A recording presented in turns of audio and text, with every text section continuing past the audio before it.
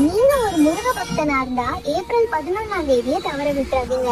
April 11ஆம் தேதி பங்குனி உத்திரம், மாதங்கள்ல 12வது பங்குனி, நட்சத்திரங்கள்ல 12வது உத்திரம். அது கூடவே பௌர்ணமியும் சேர்ந்து வரக்கூடிய ஒரு சிறப்பான நாள் தான் நம்ம பங்குனி உத்திரம்னு சொல்றோம்.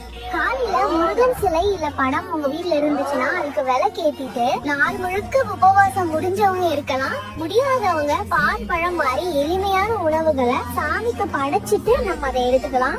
வேல் மாறல் கந்தசஷ்டி கவசம் படிக்கிறது ரொம்பவே விசேஷமானது. உங்களால படிக்க முடியலனாலும் சரவண பவ அப்படின்ற ஒரு மந்திரத்தை சொன்னாலே போதும், தடைகள்